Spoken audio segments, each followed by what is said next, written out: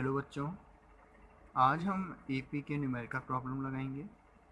तो यहाँ पे जैसे कि हमारा पहला क्वेश्चन है, कह रहा है which of the following are AP if they form an AP, find the common difference and write three more terms. तो इसमें पहला पार्ट जो दे रखा है वहाँ पे एक सीरीज़ दे रखी है। अब उस सीरीज़ को हमको बताना है कि वो एपी फॉर्म कर रही है कि नहीं कर रही है। तो अब हम उसके लिए क्या करेंगे, एपी के लिए लास्ट टाइम मैंने बताया था कि एपी एक ऐसी सीरीज़ होती है जहाँ पे जो डिफरेंस होता है हर एक टर्म का वो इक्वल होता है। तो अगर हम फर्स्ट पार्ट उठाएं, जो हमारा फर्स्ट पार्ट है यहाँ पे, तो फर्स्ट पार्ट को अगर हम देखें तो हमको जो फर्स्ट पार्ट में जो सीरीज़ दी गई है वो दे रखी है 2, 4, 8, 16 और आगे डैश डैश। तो अगर हम यहाँ पे फर्स्ट टू टर्म्स का अगर हम डिफरेंस देखें तो वो है 2 का। फिर अगर हम सेकेंड और थर्ड टर्म का डिफरेंस देखें तो 4 का। तो हमको यहाँ पे दो टर्म में ये दिख गया है कि जो डिफरेंस है वो इक्वल नहीं है। और हम उसके आगे थर्ड में भी देखें, थर्ड और फोर्थ में, तो वहाँ पे जो डिफरेंस है वो 8 का हो गया। तो मीन्स कहीं पे भी हमारा डिफरेंस सेम है नहीं। तो ऐसे केस में क्या होगा, ये केवल सीरीज़ होगी, ना कि हमारे लिए एपी होगी। तो ये जो हमारी सीरीज़ है वो एपी नहीं है। तो this series is not an AP.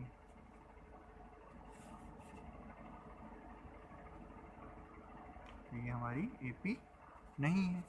ठीक, अगर हम इसी का सेकंड पार्ट देखें तो सेकंड पार्ट में हमसे कह रहे हैं, ये जो सेकंड पार्ट में जो सीरीज दी गई है वो दी गई है -10, -6, -2, 2, और ये सीरीज आगे चलती जा रही है। अब यहाँ पे अगर हम देखें तो अगर हम फर्स्ट टर्म देखें तो देखिए, जब भी सीरीज़ दी होगी तो ये पहले ध्यान रखिए कि जब भी सीरीज़ दे रखी है तो वहाँ से हम फर्स्ट टर्म तो लिख सकते हैं, और फर्स्ट टर्म को जो एपी में डिनोट करते हैं उसको हम ए से डिनोट करते हैं। तो यहाँ पे जो हमारा पहला टर्म है ए, तो वो हमारे लिए हो जाएगा -10। ठीक, और हमने बोला था फर्स्ट टर्म को हम ए से डिनोट कर सकते हैं, और हो सकता है कि हम उसको a1 भी बोल दें, मतलब ए भी बोल सकते हैं और a1 भी बोल सकते हैं।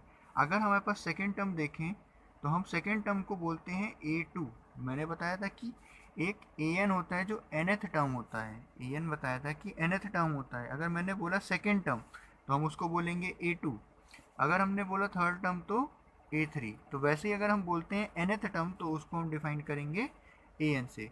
तो जो हमारा सेकेंड टर्म है, ये फर्स्ट टर्म हो गया, ये सेकेंड टर्म, तो सेकेंड टर्म हमारे लिए है -6, थर्ड टर्म जो है हमारे लिए है -2, और जो फोर्थ टर्म है वो है हमारे लिए 2।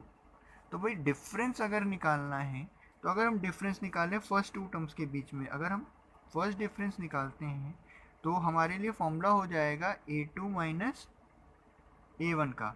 अगर हम a2 माइनस a1 करते हैं तो जो हमारा डिफरेंस आएगा वो कितने का आएगा भाई, a2 -6 हो गया, माइनस फिर a1 की वैल्यू ब्रैकेट में -10 रखेंगे क्योंकि माइनस की वैल्यू है।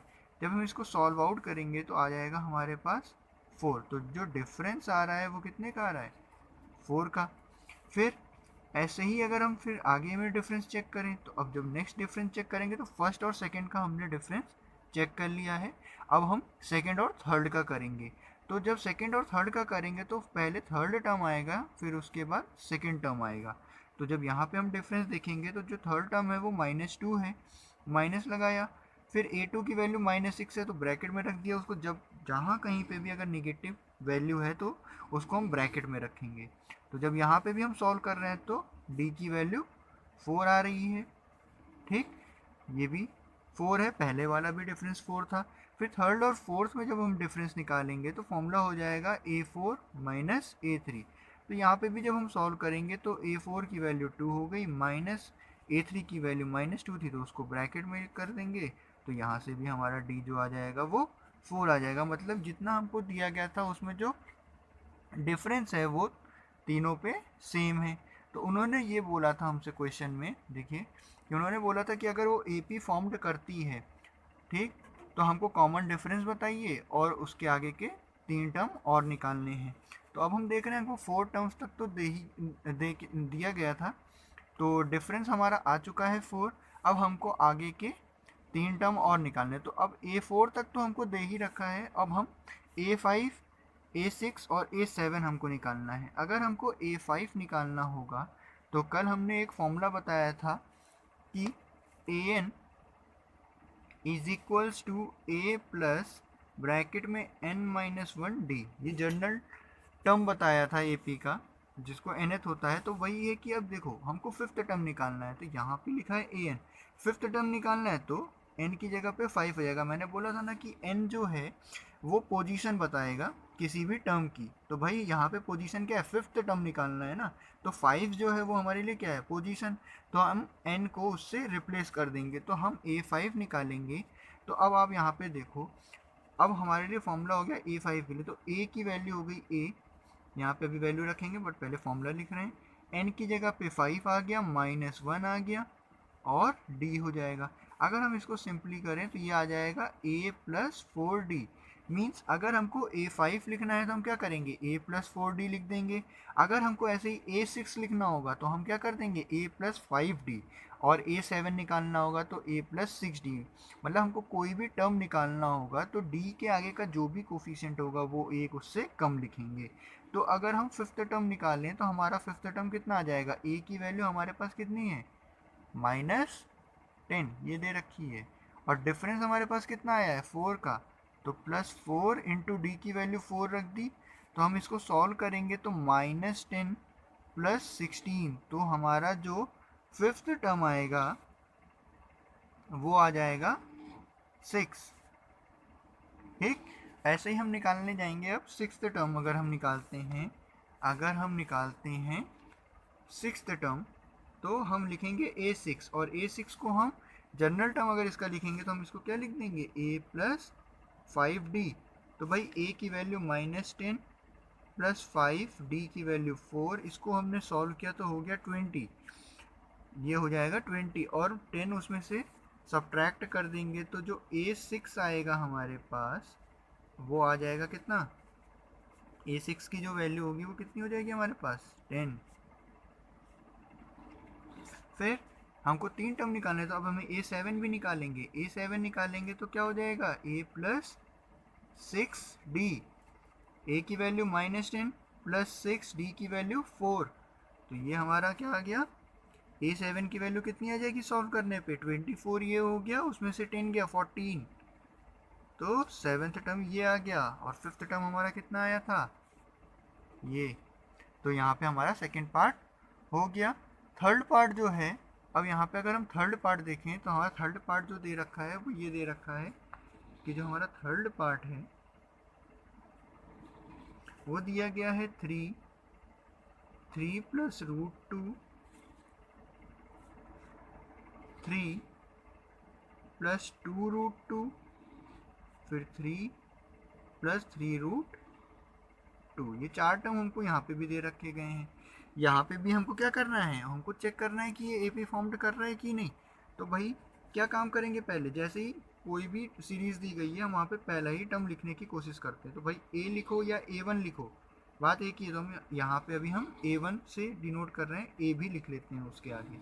तो A जो है हमारा या A1 है वो हमारा 3 है, A2 हमारा 3 + √2 है, और A3 जो है हमारा वो कितना है, 3 + 2√2, और A4 जो है वो है हमारा 3 + 3√2। बेटा अब हमको डिफरेंस चेक करना है, तो अगर हम फर्स्ट टू का अगर डिफरेंस लेते हैं तो D बराबर फॉर्मूला हमारा क्या हो जाएगा, फॉर्मूला हमारा हो जाएगा A2 - A1। तो जब हम इसको अगर सॉल्व करते हैं तो हमारे पास कितना आएगा, D √2। सॉल्व करके देखिए क्या करेंगे, A2 की वैल्यू कितनी है हमारे पास, 3 + √2 माइनस A1 की वैल्यू सब्ट्रैक्ट करेंगे, 3 आ गई, कैंसिल हो जाएगा, कितना बचा, √2। तो यही वैल्यू क्या है, D की वैल्यू है √2। फिर सेकेंड और थर्ड टर्म के बीच में चेक करेंगे कि डिफरेंस क्या आ रहा है, तो थर्ड माइनस सेकेंड, तो यहाँ पे कितना आ जाएगा, यहाँ पे भी हमारा कितना आएगा, देखिए थर्ड टर्म हो गया 3 + 2√2 माइनस ब्रैकेट में लिखेंगे 3 + √2, जब ये ब्रैकेट ओपन होगा तो 3 + 2√2 -3 माइनस √2। तो भाई 3 से 3 कैंसिल हो गया। अब ये 2 टाइम्स है √2 और ये यहाँ पे √2, तो d कितना आ जाएगा हमारा, केवल और केवल √2। और ऐसे ही हमारा थर्ड और फोर्थ टर्म के बीच का जो डिफरेंस होगा वो भी हमारा यहाँ पे आएगा √2। तो मीन्स कि तीनों जगहों पे जो हमारा डिफरेंस है वो कैसा है, इक्वल। जब इक्वल है तो वो AP फॉर्म्ड कर रहा है। यहाँ पे हम अगर लिखना चाहें तो गिवन सीरीज फॉर्म्ड AP लिख सकते हैं, बता सकते हैं, बता दिया जब हमने। तो अब हमको उसके बाद कह रहा था भाई डिफरेंस बताना है, तो डिफरेंस तो हमारा आ ही गया है। यहाँ पे कितना आ रहा है डिफरेंस, √2। हमको 3 टर्म और निकालने इसके आगे के। तो 4 टर्म हमको दे रखे थे, 5, 6 और 7वां टर्म हमको निकालना है। तो फिफ्थ टर्म निकालने के लिए हम क्या लिखेंगे, A5 is equals to A plus 4D। तो यहाँ पे जो हमारी A की वैल्यू थी वो थी 3 प्लस 4 √2 जो है वो हमारी D की वैल्यू है। तो यहाँ पे वैल्यू रख दी, तो हमारा फिफ्थ टर्म हो गया कितना, A प्लस 4 √2। सिक्स्थ टर्म निकालना होगा तो क्या हो जाएगा, A प्लस 5D। तो ये कितना हो जाएगा, 3 प्लस 5 √2। ठीक, फिर ऐसे ही सेवेंथ टर्म हमारा कितना हो जाएगा बेटा, A प्लस 6D। तो ये हो जाएगा 3 प्लस 6 √2। ठीक, कोई दिक्कत यहाँ तक। तो अब हम इसका लास्ट पार्ट देखते हैं इस क्वेश्चन का। तो यहाँ पे जो क्वेश्चन है उसका लास्ट पार्ट हमसे कह रहा है कि भाई, जो लास्ट पार्ट है वो हमसे कह रहा है कि भाई एक सीरीज दी है √2, √8, √18, √32। अब यहाँ पे हमको सब दिख रहा है भाई रूट के अंदर है। तो रूट में जब भी कोई वैल्यू दी होती है, हमको लगता है कि भाई ये बड़ी वैल्यू है, ये छोटी हो सकती है, तो हम क्या करते हैं, पहले उसको छोटा करने की कोशिश करते हैं। तो भाई देखो √2 जो है वो इससे छोटा हो नहीं सकता, तो ये एज इट इज़ रह जाएगा। अब बात आई भाई √8 की, तो अब हम क्या करेंगे, 8 का फैक्टराइजेशन कर लेते हैं। तो अगर हम 8 का अगर हम फैक्टराइजेशन करें तो हमको क्या मिलेगा, 2 से गया 4, फिर 2 से 2, फिर 2 1। तो यहाँ पे देखो एक पेयरिंग हो रही है 2 की, तो ये पेयरिंग रूट के बाहर आ जाएगी। तो और जो पेयरिंग नहीं हुआ वो रूट के अंदर ही रह जाएगा। तो हमारे लिए जो √8 है वो हो जाएगा 2√2। और ऐसे ही बेटा अगर हम 18 को देखेंगे तो आएगा 3 3 2। तो 3 की पेयरिंग हो गई 3√2। और ऐसे ही 32 को देखेंगे तो ये हो जाएगा 4 4 की पेयरिंग हो जाएगी, या 2 2 की 2 टाइम्स पेयरिंग हो जाएगी। तो 4√2 हो गया। तो ओरिजिनल हमारे पास जो है सीरीज़ है वो कुछ इस तरीके की दिखेगी। तो अब हम इस सीरीज़ को अगर देखें तो ये हमारा A1 हो गया, या बोल सकते हैं A हो गया, ये A2, A3 और ये हमारा A4। यहाँ पे अगर हम डिफरेंस निकालें फर्स्ट 2 का, तो डिफरेंस कितना आ रहा है हमारे पहले दो का, A2 माइनस A1। तो यहाँ पे डिफरेंस कितना आ जाएगा, 2√2 माइनस √2। तो आ जाएगा √2। यहाँ पे डिफरेंस √2 का। ऐसे ही हम तीनों जगहों पे जब निकालेंगे A3 माइनस A2, तो यहाँ पे भी जो आएगा वो डिफरेंस आएगा √2 का। फिर D की वैल्यू यहाँ पे निकालेंगे A4 माइनस A3, तो यहाँ पे जो डिफरेंस आने वाला है वो भी √2 का आएगा। कैलकुलेट करके देखिएगा, तो हमारे पास डिफरेंस आ गया है। तीनों ही डिफरेंस कैसे हैं, सेम है। तो ये क्या है, एक AP फॉर्म्ड कर रही है ये वाली सीरीज़। तो जब AP फॉर्म्ड कर रही है तो उसके बाद हमारा काम क्या है कि हमको 3 टर्म और निकालने हैं। तो हमको फिफ्थ टर्म निकालना है ना, तो फिफ्थ टर्म हो जाएगा A5। तो फिफ्थ टर्म को हम क्या लिख सकते हैं, A प्लस 4D। ये कितना आ जाएगा, A की वैल्यू कितनी आई हमारे पास, √2। ठीक, प्लस 4√2, मतलब टोटल हो गया 5√2। सिक्स्थ टर्म निकालना है, A प्लस 5D, √2 प्लस 5√2। तो ये मिलकर के हो गया 6√2। फिर सेवेंथ टर्म निकालना है, तो A प्लस 6D। तो ये हो गया हमारे पास √2 प्लस 6√2, मिला करके 7√2। ये हमारे आ गए तीनों आंसर। ठीक, तो अब हम चलते हैं अपने नेक्स्ट क्वेश्चन की तरफ। ये रहा हमारा नेक्स्ट क्वेश्चन। तो ये नेक्स्ट क्वेश्चन में हमसे कह रहा है write first 4 terms of the AP when the first term a and the common difference d are given as follow. तो यहाँ पे हमसे कह रहा है कि भाई हमको पहले 4 टर्म निकालने हैं एपी के, ठीक, जहाँ पे ए और हमको कॉमन डिफरेंस की वैल्यू गिवन है। यहाँ पे हमारे पास 2 पार्ट है इस क्वेश्चन के। ठीक, तो देखिए पहले पार्ट में हमसे क्या कह रहा है कि पहले पार्ट में हमसे कह रहा है कि भाई जो ए की वैल्यू है वो -2 है और जो डी की वैल्यू है वो कितनी है 4।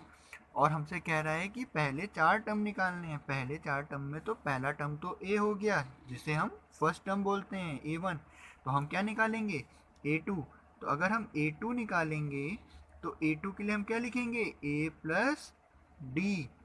ठीक, बताया ना A2 होगा तो A प्लस डी। तो A2 में A प्लस डी हो गया। तो A की वैल्यू कितनी है -2 और D की वैल्यू 4। तो अगर जब हम इसको सॉल्व करेंगे तो कितना आएगा हमारे पास 2। तो A2 हमारा कितना हो गया 2। ठीक, फिर थर्ड टर्म निकालेंगे A3। तो A3 जब निकालेंगे तो क्या हो जाएगा A प्लस 2D। तो A की वैल्यू -2 प्लस 2 इंटू डी की वैल्यू 4। तो कितना आ जाएगा बेटा -2 प्लस ये 8 हो गया तो यहाँ पे आ जाएगा 6। A3 की वैल्यू हमारे पास हो गई 6। फिर हम जाएंगे किस पे फोर्थ टर्म पे। तो फोर्थ टर्म निकालना है तो हो जाएगा A प्लस 3D। जैसे ही 3D हुआ तो हम क्या A की वैल्यू रखेंगे -2 प्लस 3 इंटू 4। तो यहाँ पे आ जाएगा 10। भाई पहले 4 हमको निकालने ना, तो एक तो हमको पता था A वाला, मतलब हमको फिफ्थ टर्म भी हमको निकालना पड़ेगा तभी तो हम 4 टर्म फाइंड आउट कर पाएंगे। तो ये फिफ्थ टर्म जो है हमारा हो जाएगा A प्लस 4D। तो A की वैल्यू हो गई -2 प्लस 4 इंटू 4। कितना हो गया 16 में से 2 गया 14। तो फिफ्थ टर्म हमारा हो गया 14। तो ये हमारे 4 टर्म आ गए। ठीक, ये है हमारा फर्स्ट पार्ट। सेकंड पार्ट अगर देखें तो इजी है। ठीक, आप लोग एक बार इसको कोशिश करिएगा लगाने की सेकंड पार्ट को, अपने आप से नहीं लगेगा तो कमेंट करके बताइएगा मेरे को। ठीक, तो अब हम चलते हैं अपने नेक्स्ट क्वेश्चन की तरफ। तो ये रहा हमारा नेक्स्ट क्वेश्चन। तो नेक्स्ट क्वेश्चन हमसे क्या कह रहा है find the 10th term of the AP. मतलब कि हमको 10th टर्म फाइंड आउट करना है। 10th टर्म का मतलब क्या हुआ A10। हमको क्या निकालना है A10 की हमको वैल्यू निकालनी है। तो बेटा ये ध्यान देखो कि कभी भी सीरीज दी हो तो पहला टर्म निकाल सकते हो। ठीक, अगर कभी हमको AP दे दी गई है तो हम पहला टर्म और साथ में हम कॉमन डिफरेंस भी निकाल सकते हैं, या कॉमन डिफरेंस बोलें या हम कह सकते हैं डिफरेंस, हम उसको हम फाइंड आउट कर सकते हैं। तो देखिए हमको AP जो दी गई है वो 2, 7 और 12 की दे रखी है। तो हम क्या करेंगे कि फर्स्ट टर्म तो निकाल ही सकते हैं। तो फर्स्ट टर्म हमारे लिए यहाँ पे कितना है 2। भाई जो सबसे पहला टर्म AP में लिखा है वही हमारा फर्स्ट टर्म हो गया। डिफरेंस की बात करें तो हम क्या करते हैं सेकेंड टर्म में से सब्ट्रैक्ट कर दें फर्स्ट टर्म को, तो कितना आ जाएगा हमारे पास यहाँ पे 5। तो जो हमारा डिफरेंस है वो कितने का है 5 का। ठीक, हमसे क्या निकालने के लिए कह रहा है 10th टर्म। तो हम क्या करेंगे A10 is equals to A plus 9D। ठीक, इससे पहले हम ये भी लिख सकते हैं यहाँ पे कि सिंस we know that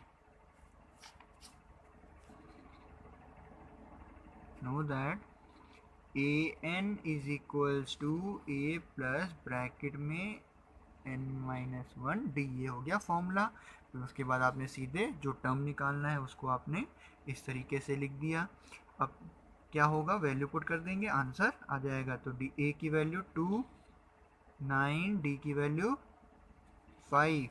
तो हमारा जो 10th टर्म आएगा कितना आ जाएगा 9 5 जा 45 और 2 47। मतलब जो हमारा 10th टर्म है वो कितना है 47। 7। ठीक, तो अब हम अपना नेक्स्ट क्वेश्चन देखते हैं। तो ये रहा हमारा नेक्स्ट क्वेश्चन। क्वेश्चन यहाँ पे क्या कह रहा है, which term of the AP, ठीक, 3 8 13 18 डैश डैश इज 78, कह रहा है कि इस एपी का कौन सा टर्म 78 है। तो देखो, which term of the AP, ये एपी दे दी गई, फिर डैश डैश करके इज लगा दिया गया ना, तो यहाँ पे बोला विच टर्म, कौन सा टर्म। फिर देखिए इसको पूरा कहाँ पे कर रहा है, इज लगा के यहाँ पे बोला इज मतलब हो जाता है मैथ्स में इक्वल टू, क्या होता है, इक्वल टू। तो 78 बोल दिया इसके बाद, मतलब विच टर्म बोला, मतलब अब आपको यहाँ पे विच टर्म बोल दिया, मतलब आपको n की वैल्यू नहीं पता है, तो टर्म बोल रहा है ना साथ में बेटा। तो विच टर्म, जब भी टर्म बोल दे तो समझ जाओ उसको किससे डिनोट करना है, an से।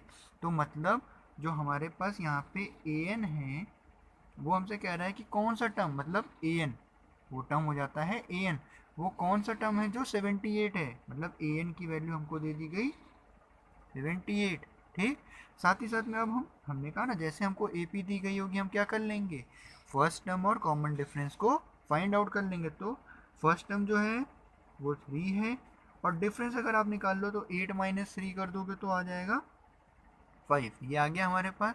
अब हम क्या करेंगे, हमारे पास मेन है यहाँ से, भाई हमारे पास इसका कोई फॉर्मूला नहीं है ना, डी का कोई फॉर्मूला है, डी का फॉर्मूला है बट वो हमारे लिए बहुत ज़्यादा, कहो कि बहुत ज़्यादा हेल्प करता है नहीं। मेन फॉर्मूले हमारे क्या है, ए एन के, ए एन हो गया, एल एन हो गया, एस एन हो गया। ठीक, तो ए एन का हमारे पास यहाँ पे फॉर्मूला है, तो ए एन के फॉर्मूले को हम यहाँ पे क्या करेंगे, ब्रेक करेंगे। तो ए एन का फॉर्मूला क्या हो जाएगा, ए प्लस ब्रैकेट में n minus one d is equals to 78। तो बेटा देखो अब यहाँ पे हमको क्या क्या पता है, ए की वैल्यू पता है, तो ए की वैल्यू हमने रख दी 3, एन की वैल्यू हमको पता है नहीं, तो हम एन माइनस वन ही रहने देंगे, डी की वैल्यू हमको पता है 5, तो यहाँ पे देखिए 78। अब यहाँ पे पूरा पूरा बॉड मास का रूल फॉलो करेंगे। तो देखिए बॉड मास का रूल फॉलो करने के लिए हम क्या करेंगे, या तो पहले मल्टीप्लाई कर लें, तो हो गया 3 plus 5n minus 5 is equals to 78। भाई ये दोनों कांस्टेंट हैं, इनको सॉल्व कर लेते हैं, तो ये हो जाएगा 5n माइनस 2 बराबर 78। तो अब हम क्या करेंगे, 5n कांस्टेंट एक तरफ और वेरिएबल वाला टर्म एक तरफ, तो ये हो जाएगा 80। तो n की वैल्यू यहाँ पे क्या आ जाएगी, 80 को अगर 5 से डिवाइड करें n की वैल्यू कितनी हो जाएगी 16। तो वो हमसे कह रहा था कि 78 जो है वो कौन सा टर्म है, वो 16th टर्म है, तो यहाँ लिख देंगे since 78 is 16th term of the given AP. ठीक, कोई दिक्कत यहाँ पे बच्चे, ठीक। तो हम चलते हैं अपने नेक्स्ट क्वेश्चन की तरफ। ठीक, कोई भी दिक्कत हो कमेंट करके पूछिए। ठीक, चलिए नेक्स्ट क्वेश्चन पे चलते हैं हम अपने पर। अब देखिए यहाँ पे हमारा नेक्स्ट क्वेश्चन क्या कह रहा है, find the number of terms in AP. कह रहा है कि नंबर ऑफ टर्म्स बताने हैं, मीन्स यहाँ पे एन निकालना, सॉरी एन निकालना है। ठीक, एन की वैल्यू, इससे पहले वाले में क्या पूछा था, टर्म, तो हमने क्या किया था 16th टर्म, यहाँ पे वो 16th नहीं, अगर मान लो 16 आंसर आ रहा होगा तो हम केवल 16 रख के छोड़ देंगे। ठीक, एन की वैल्यू 16 हो गई, 16th टर्म हो 16 टर्म हो जाएगा, वहाँ पे क्या था, टर्म को वहाँ पे बताया गया था। ठीक, तो यहाँ पे अब देखिए जैसे हमसे बोल रखा है find the number of term in AP, तो एक एपी दे रखी है भाई, एपी देखते ही अपना पहला काम क्या है भाई, पहला टर्म निकाल लेना, तो पहला टर्म 18 है, और बेटा डिफरेंस निकालना, तो यहाँ पे डिफरेंस निकालना थोड़ा सा टफ होगा आपके लिए, पहली बार देख रहे हैं। ठीक ठीक, तो यहाँ पे क्या है भाई, जो सेकेंड टर्म है यहाँ पे वो कैसा है, मिक्स्ड फ्रैक्शन है, तो मिक्स्ड फ्रैक्शन को हम फ्रैक्शन में चेंज करते हैं, तो क्या होता है देखिए, हमको दे रखा है 15 होल 1/2, तो 15 का मल्टीप्लाई पहले 2 से करेंगे, फिर उसमें 1 जोड़ देंगे, मतलब कि 31/2। तो यहाँ पे जो हमारा डिफरेंस निकलेगा वो 31/2 माइनस 18 करके निकलेगा, तो यहाँ पे जो हमारा डिफरेंस आएगा वो कितना आ जाएगा, बाई 2 माइनस 18, एलसीएम लेंगे 36, मीन्स 5/2 जो है हमारा क्या आ जाएगा, डिफरेंस। ठीक, फिर देखिए बच्चे, ऐसे ही एपी लिखते लिखते डैश डैश करते हुए यहाँ पे एक नंबर लास्ट में दे रखा है, मतलब ये nth टर्म है। भाई वो टर्म हमको नहीं पता ना कि ये कौन सा टर्म है। भाई कोई एक एपी सीरीज चलती चली जा रही है, एंड में जाके कहीं ख़त्म हुई, अब हमको कोई टर्म डिफाइन नहीं किया गया, अब हम उसको क्या मानेंगे कि भाई वो nth टर्म है। तभी तो वो हमसे कह रहा है कि इस एपी में कितने टर्म है ये बताओ। तो nth टर्म है, मतलब an की वैल्यू यहाँ पे कितनी है, -47।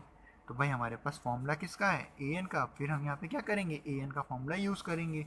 तो an का फॉर्मूला क्या होता है, a plus n-1 d is equals to value हो गई -47।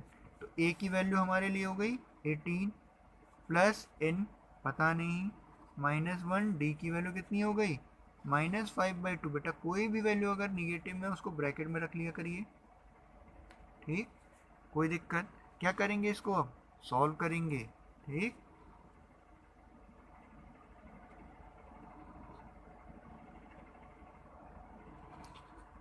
तो देखिए अब इसको जब हम सॉल्व करेंगे तो यहाँ पे क्या होगा कि 18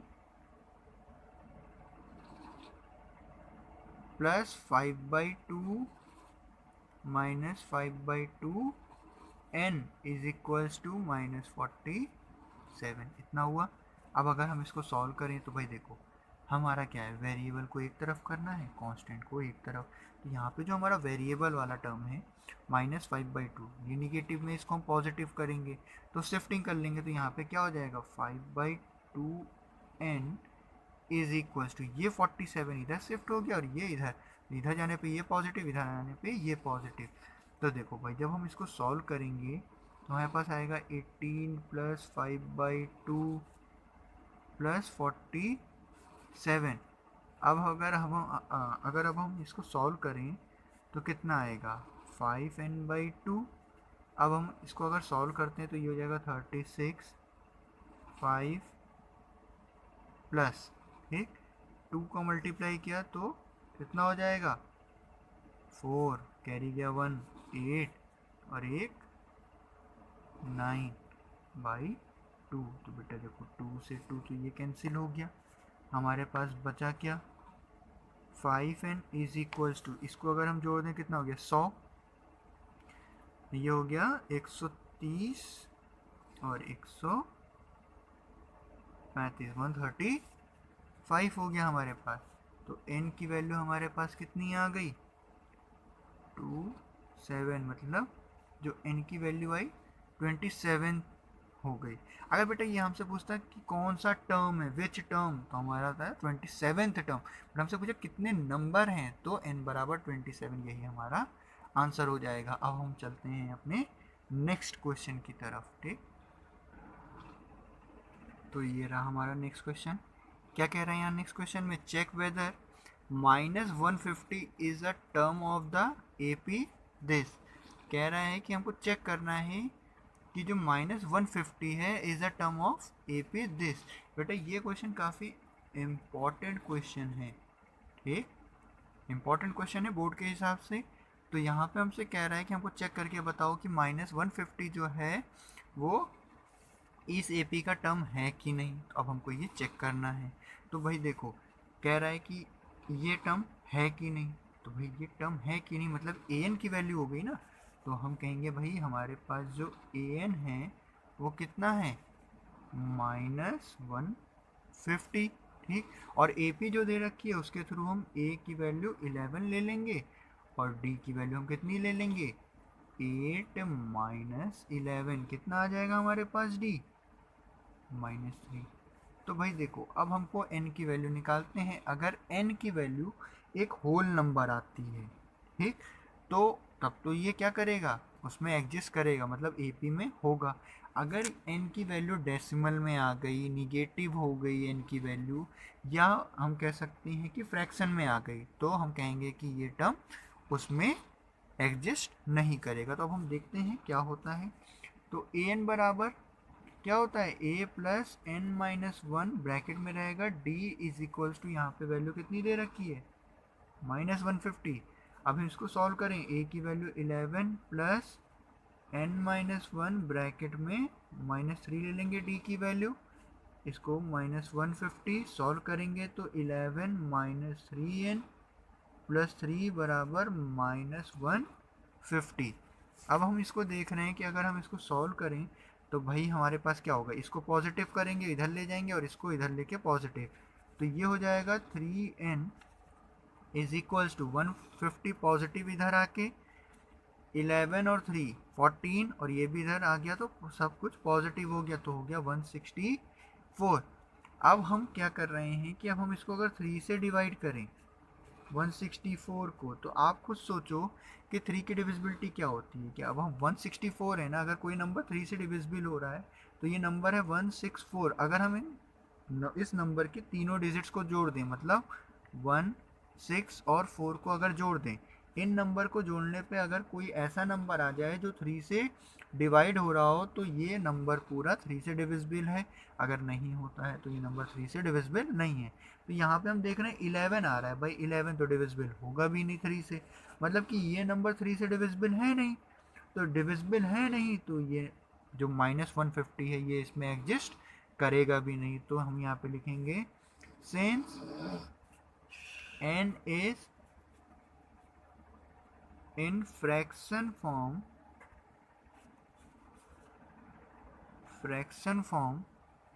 so -150 not exist in given AP। ठीक, कोई दिक्कत? ठीक, तो आज के लिए इतना ही रखते हैं। एक क्वेश्चन आपको होमवर्क पे है, आप उसको देख लीजिएगा। ठीक, अब नेक्स्ट क्लास में मिलते हैं। इतना लगाइए, कोई भी दिक्कत हो कमेंट करके उसको क्लियर करिए। ठीक, चलिए फिर।